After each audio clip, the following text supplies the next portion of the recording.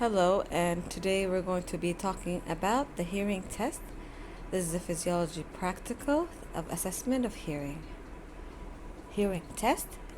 We have three types of hearing tests. One is the whisper test. The second one is the rinnes or the rinnes and the Weber's test and audiometry. Audiometry and rinnes test are only going to be performed once your whisper test is having a negative result, meaning this person can have hearing problems. So, what is the whisper test? It is a clinical test performed on a patient where you sit behind them, ask them to cover one of their ear at an arm's length distance. You stay behind the patient and you start whispering specific numbers and letters that are known to you. You should be asking the patient to say these specific numbers 3 times at least, where you can get a positive result. If that's true, then this ear is okay and we do not need to perform the rinnes or the audiometry. So this is just a clinical primary test called the whisper test, performed at the bedside once you think the person has a problem in hearing. It does not differentiate any type of hearing loss. How do I assess hearing? So we know that an adult can hear specific frequencies and loudness. Frequencies are measured in hertz and loudness in decibels. And this should be in the normal range. Once this is diminished, then hearing loss is occurring. Hearing loss can be due to a variety of reasons, but there are main two types of hearing loss: conductive hearing loss or conductive hearing deafness, or sensorineural hearing loss, and both of them have different causes and different places where the problem arises. Conductive hearing loss causes are excessive earwax, infections, fluid in the middle ear, puncture of the eardrum, a fixation of the ossicles. Conductive hearing loss happens in the outer ear and in the middle ear, and it's mostly reversible. Reversible meaning it could be treated. But on the other hand, sensorineural hearing loss or deafness, this damage is to the hair cells or the auditory nerve, and it's mostly irreversible. This patient cannot be reversed back easily, either by complication or replacement of specific things. What are the causes? Aging, or the clinical term of aging due to sensorineural deafness is called presbycusis. Tumors, exposure to loud noise, viral infections, or toxic medications. So, once we did the whisper test in both ears, and we thought, for example, there was a problem in our right ear. So now we have to assess hearing. Assessing hearing, we're going to use number one using the tuning fork, 512 hertz, and we perform first the Weber's test, then the rinnes test. We are going to test if the person has hearing loss and then assess if the person has this loss due to conduction or due to a neural problem.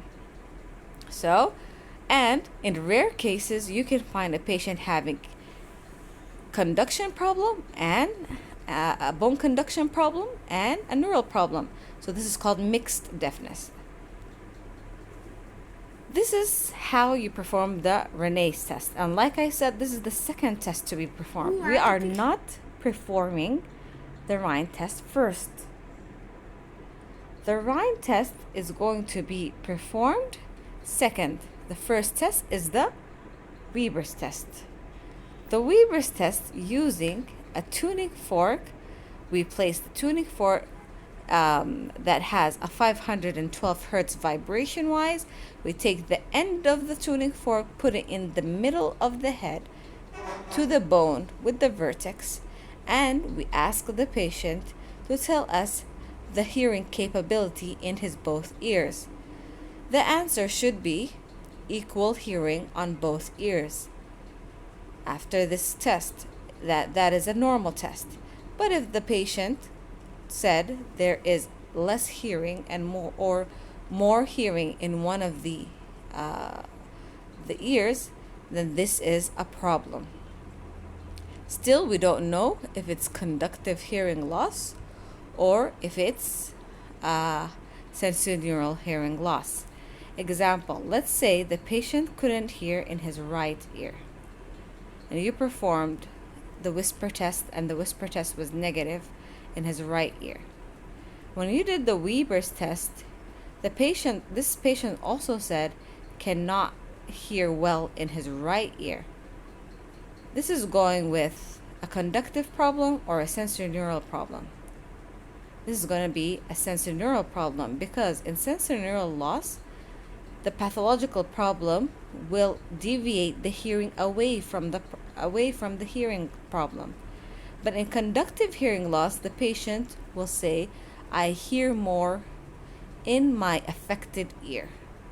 So that's the biggest sign or difference, something they have to look at. So conductive hearing loss will give you that the patient is saying he's hearing better with the Weber's test in the affected ear. While in the sensorineural hearing loss, no, he will say, I am not hearing well in my affected ear. Then why do we do the Weber's test, the rinnes test? The rinnes test is done individually in each ear, and then we try to compare two things, air conduction and bone conduction.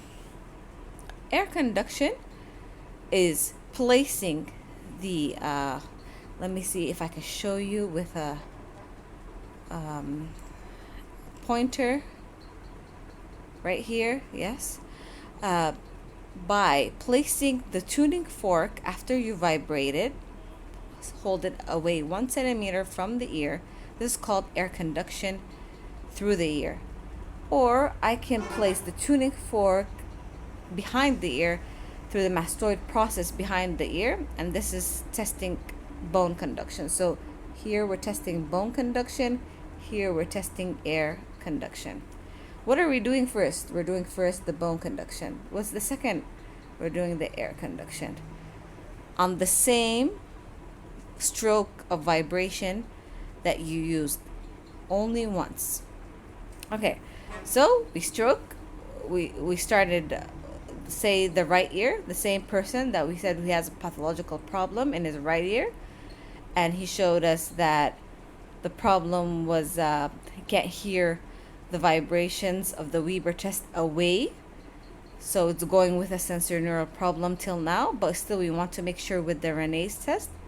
Let's see, we started with the left ear where there was no problem, and then we tested the bone conduction and then the air conduction. What is the best response to the patient? The patient should say, I heard the tuning fork better with air conduction than bone conduction. What is the meaning of better? Better meaning longer time and better heard. Okay, longer time and better heard. So you ask him specifically, which one did you hear longer? Which one did you hear better? He or she should reply as a normal answer if there is no problem. Air conduction is better than bone conduction.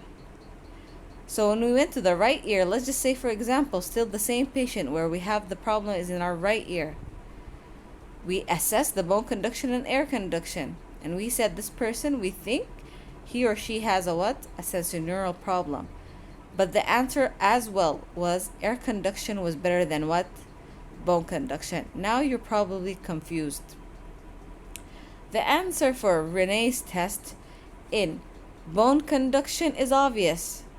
He's going to say something very different. He's going to say bone conduction is better than air conduction, which is, this is something in normality can never happen. But we said this patient has what? Sensorineural deafness. So why is he saying air conduction is better than bone conduction as well? So the positive Renee's test for sensorineural deafness is the normal response to any normal hearing. So it's going to say air conduction better than bone conduction. I hope you understand.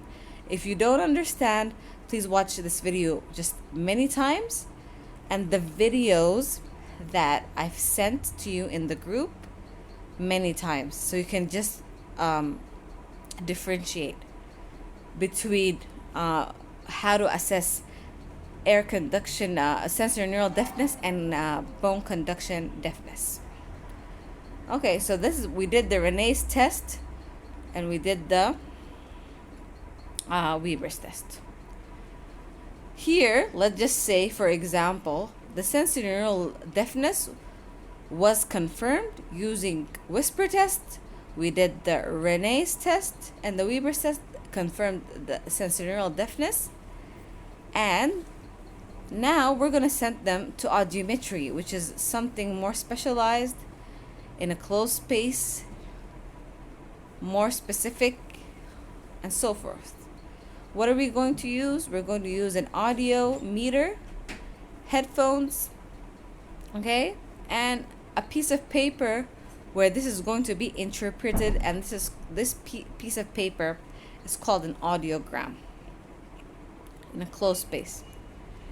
I'm gonna send, we sent whatever we have found. We found this patient complaining of hearing loss in his right ear, found the rinnes and the Weber test going with sensory neural hearing loss. And I really just need to assess the audiometer more, because here they'll give you specific degree of hearing loss. You'll see the degree of hearing loss. You'll make sure there's hearing loss. They'll assess both ears.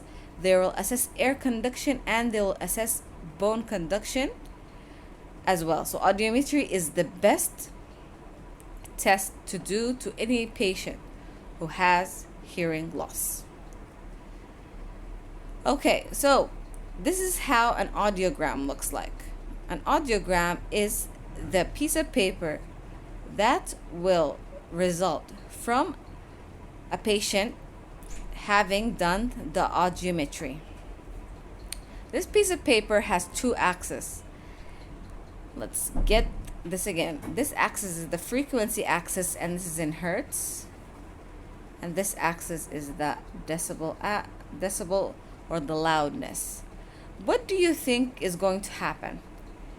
They're also going to assess air conduction and bone conduction, both of them, like we were doing with the rinnes test and the rinnes test and the Weber's the rinnes test, okay, which had air conduction and bone conduction. The Weber's test was only bone conduction.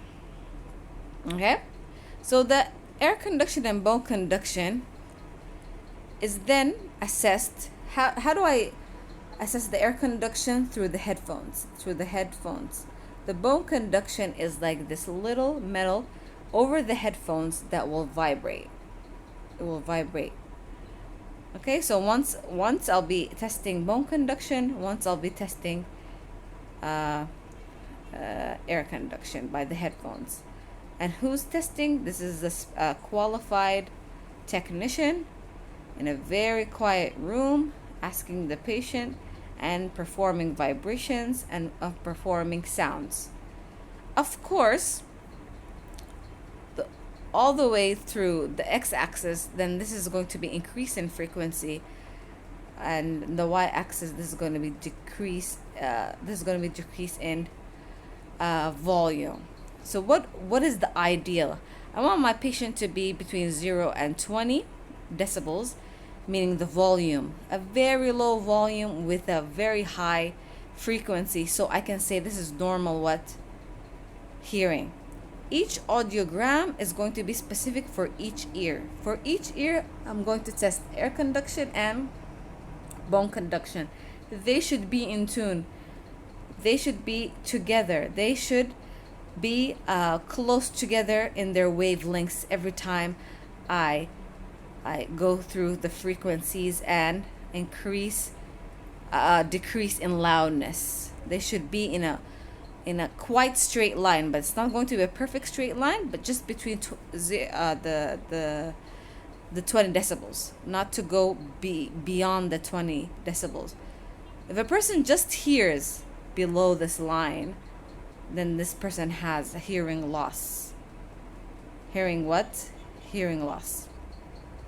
But now we see that both of the air conduction and bone conduction, if you can't really see the the the gram really well, also check out the video and see how it's represented by standard representation.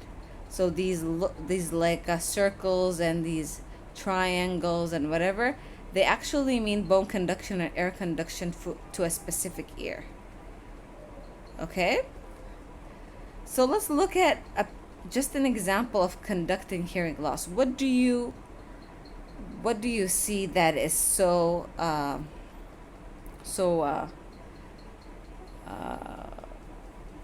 that strikes you the most? That there's a gap, right? There's a gap in between lines up here and lines down there, right? There's a gap between two lines, but there's a line that's way down and there's a line that's way up. This is just, without even thinking about it, this is conductive hearing loss, where we said bone conduction will always be better than air conduction. This gap will always show conductive hearing loss. For if was our patient, then whatever we were doing was wrong with Ryan's and Weber test. But if this patient does not have this type of graph, then we're heading through the right directions. How about this graph? This graph, they're in tune together, but suddenly, in a greater hertz, what happened? They're dropped together. When they start dropping together, this is censored. Okay. To summarize, what are we going to measure? We're going to measure hearing loss using the whisper test, the Rines and Weber's test, and then audiometry.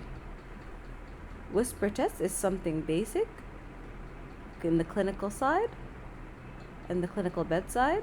Rines test, we're going to start up with Weber's test, then Rines test to differentiate between bone conduction and air conduction. Then we're going to send the patient to an audiometry to get a detailed audiogram to confirm the illness. I hope you understand, and if there's any questions, please be free to contact me. Thank you.